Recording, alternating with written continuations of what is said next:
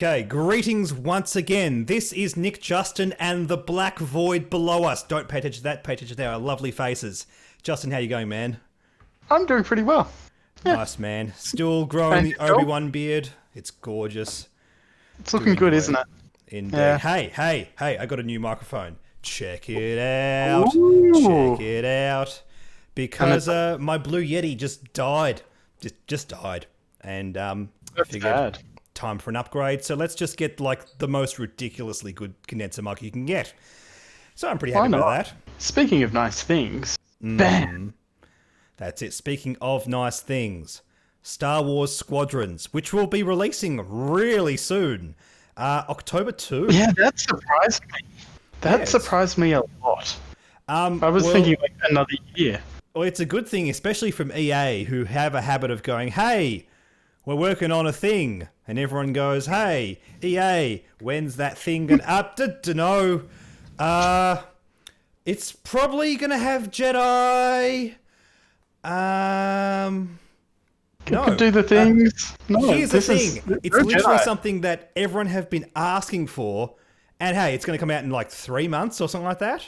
Hang on, where are we? June, July, August, September, October. 4 months. Good counting, Nick. Yeah. So this is awesome. So this is a dogfighting game. It is interesting. It doesn't have the same price tag as a full release title. Here in Australia, it's going for about $50 Australian.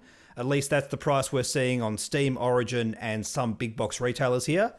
I don't know what the price in America is. I'm guessing like $40 or whatever their equivalent is. But it's below that standard like US $60 price tag.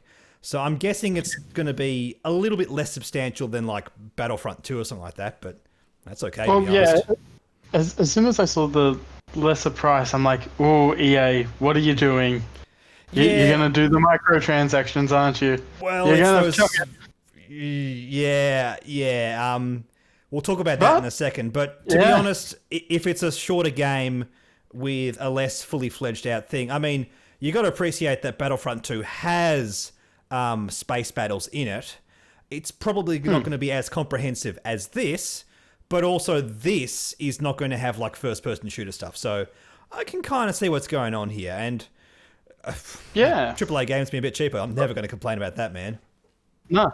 And actually, during the video for the release, you actually see one of the characters moving around little dials and things like that, moving the shields down and things like that. So might actually have a fair amount of flight simulation through it as well, which is quite nice to see. Yeah, like less like an arcadey sort of flight mode like we have in Battlefront, which is what we've been wanting for all these years, frankly. You were just talking about how there's all those dials you see inside the cockpit. You might not realize, Justin, because I played the old X-Wing and TIE Fighter games.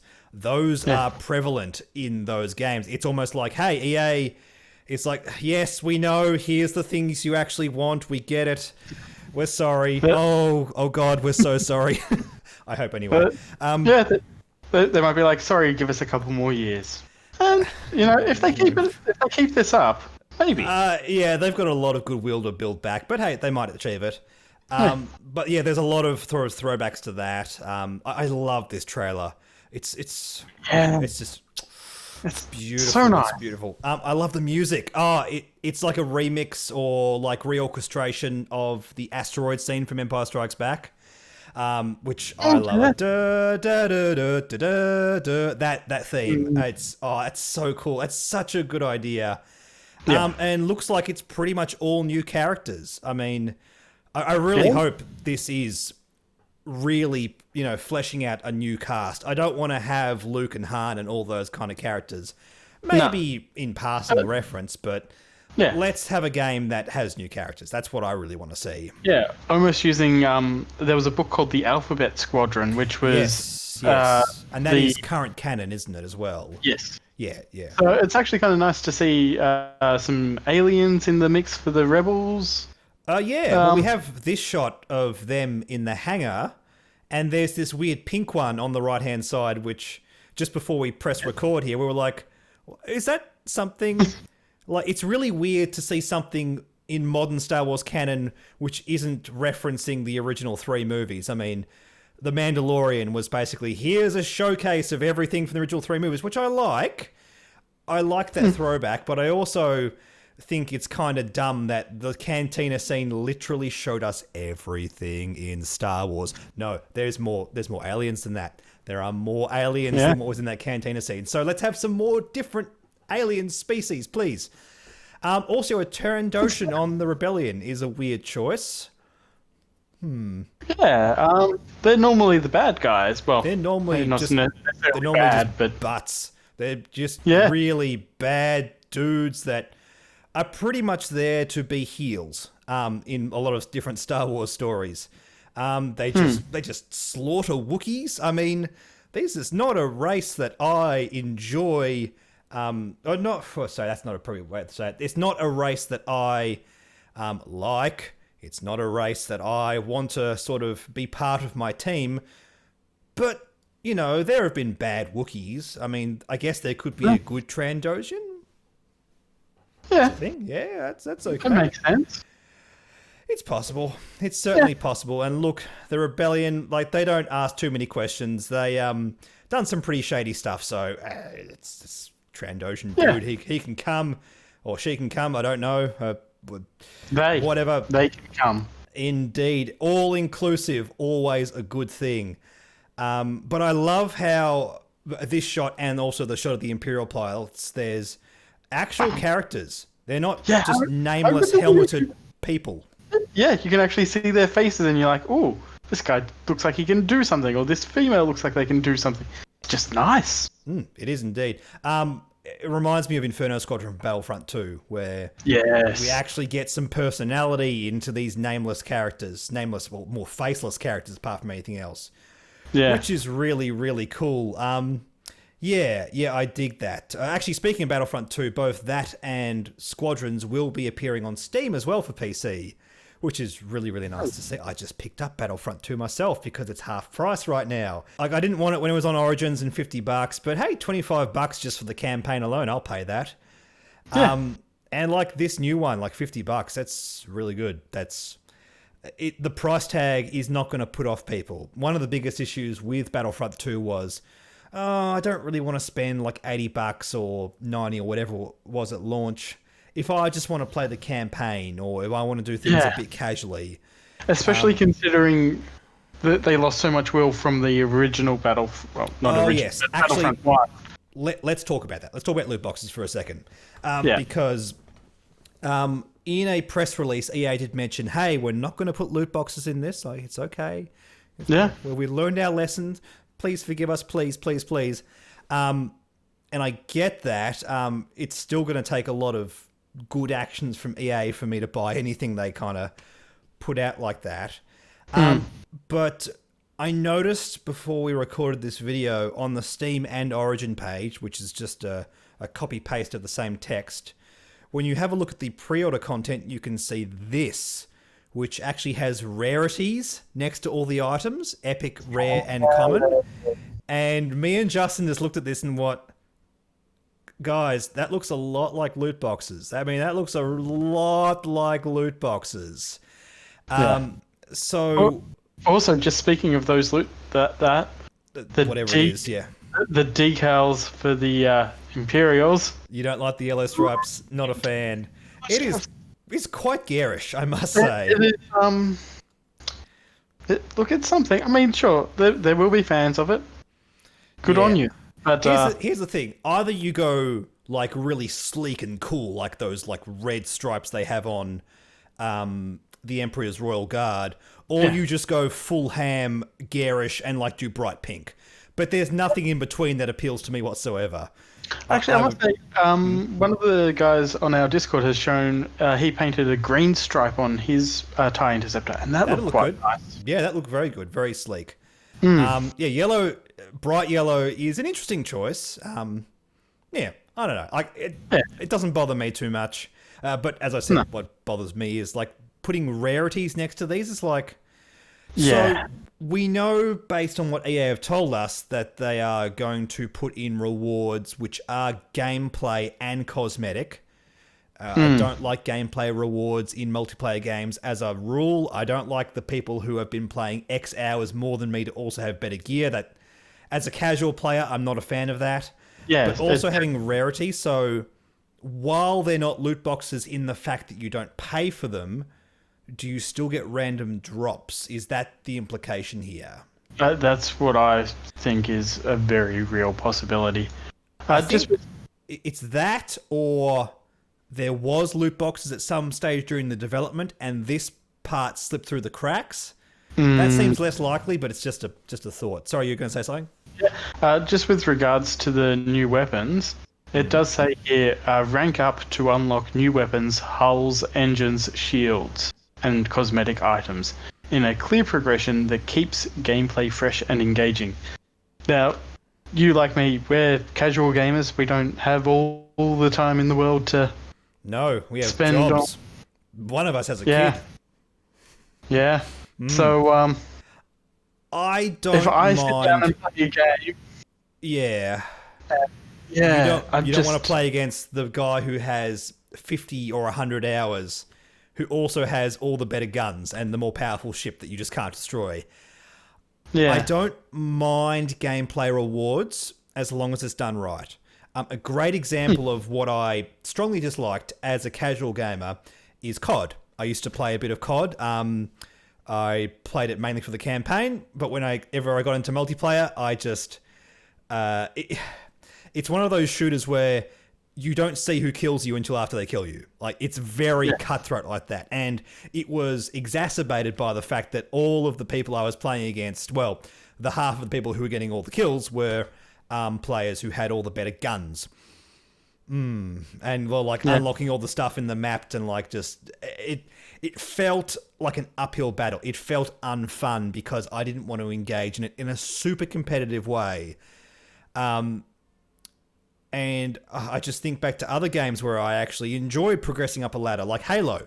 I used to play Halo 2. I'm showing my age a bit here. But I used to love progressing through the levels because there was absolutely no gameplay rewards for playing it. You just got better at the game. That was entirely it. You might get some cosmetic upgrades, I think. Did that happen in Halo 2? You did. Yeah, you got like in Halo 3 or ODST, or the later ones, you got like different helmets and you could change your armor, but it was completely cosmetic. So, look, I see this and I thought, like, I've seen it work okay in some games. I'm just not a fan of it overall. Like, they're talking about doing this to keep the game fresh. I think if your game's good, it doesn't matter. Yeah. That's what I always fall back on. I don't care about repetitive gameplay if the core game loop is just really tight and just really fun to play. So, we'll on see. Battlefront 2, like when people are playing the actual missions where you're in a starfighter, most people say that that's the most enjoyable part. So you don't upgrade your ship or anything like that while you're playing these. Why is it then happening in this game? Is what I'm just a touch concerned about. Yeah, but there are other things in Battlefront 2 you upgrade. The main concern with the loot boxes in Battlefront 2 and a lot of the bad blood around EA and the Star Wars games is because of this. Is because you had to grind to be able to play with iconic characters when it first came out. They changed that eventually after people got really angry about it. Did the math and realized that it was like 100 hours or something like that. Like a ridiculous, unreasonable amount of time, or you buy loot boxes. Yay. No. This is not a trend that we're happy with as casual gamers. And I got to imagine, like, even like really people who love getting into games and playing super competitive can't be a fan of this either, realistically. And it's pervasive. It's a problem in the gaming industry overall.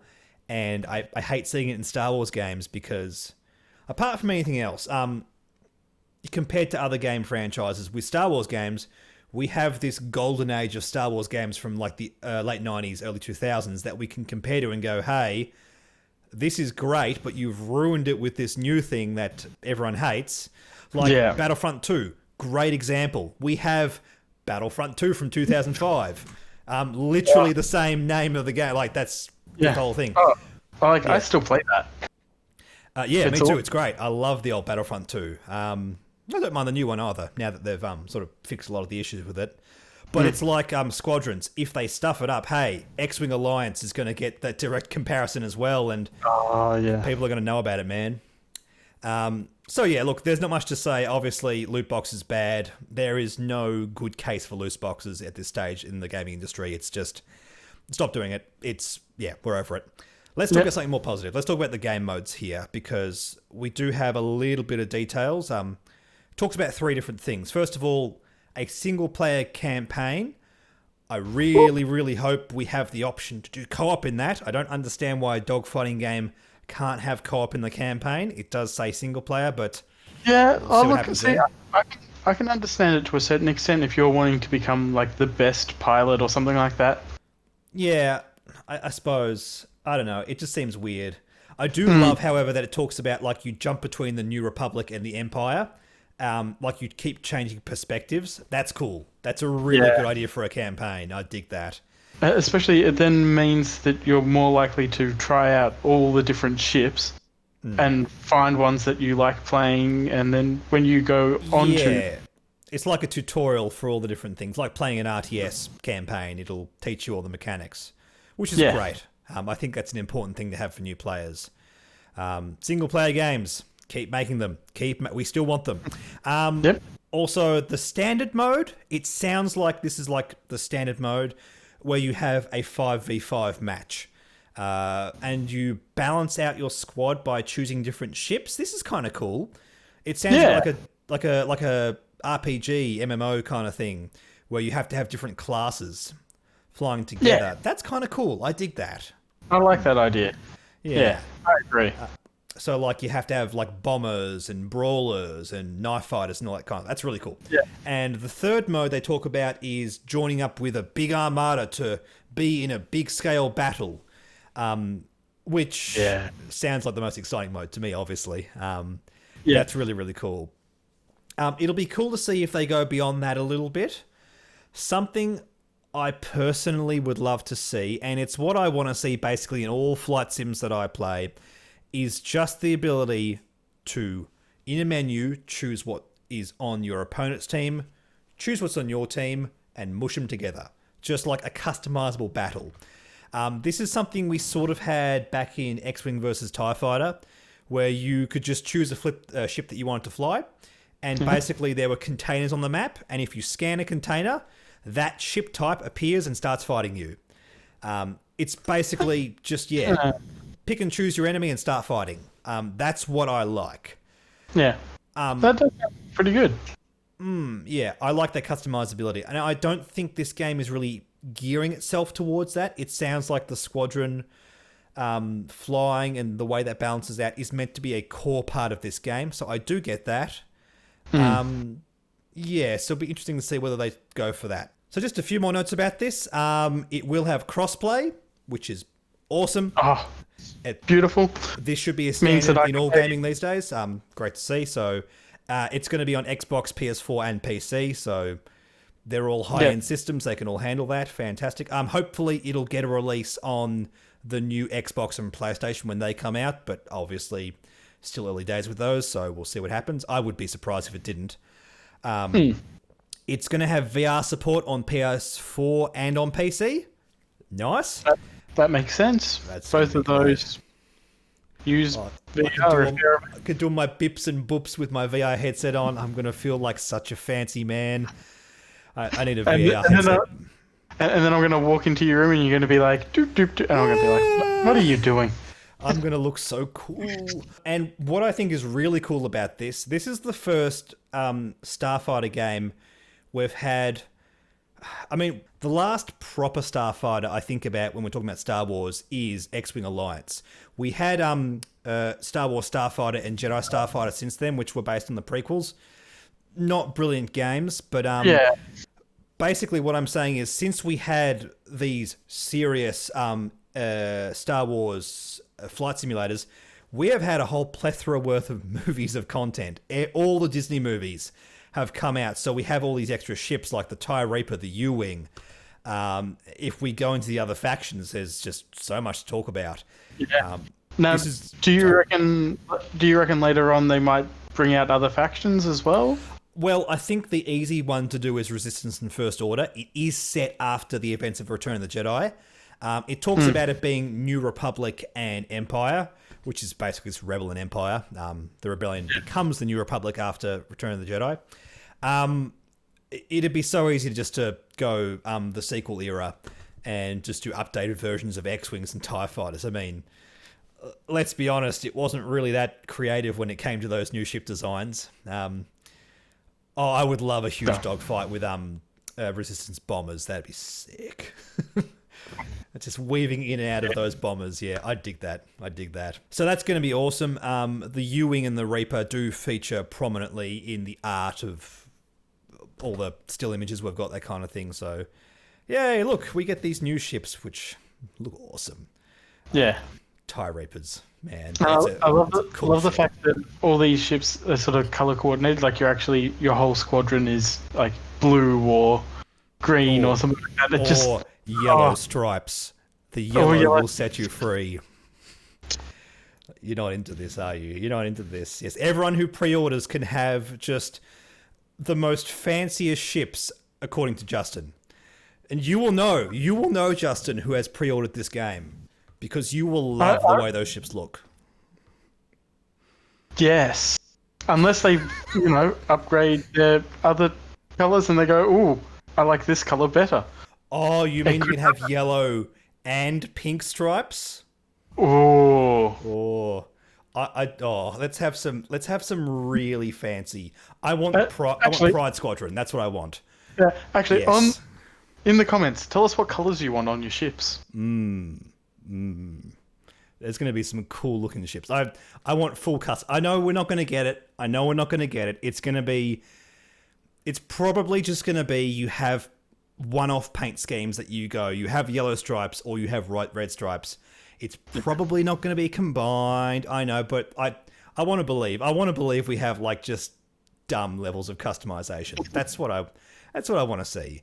Anyway, look, we've rambled on about this for far too long. We've covered all the information we have so far. So yeah, looks awesome. We'll continue to cover this as more information comes out. Looking forward to it. Hopefully we see some more soon. Absolutely. Thank you for joining me, Justin, via the magic of the internet. Hope you're all doing well in isolation. If you're isolating right now, depending on where you are in the world, it's all... everything's on fire. And I just want you all to know that we're thinking of you. We're here. Chill out. Just play some video games. We're here. Just chill out. We do what we can, man. We do what we can. Thank you all so much for watching. Thank you for doing all the things like liking and subscribing like I know you've done because you're a good audience.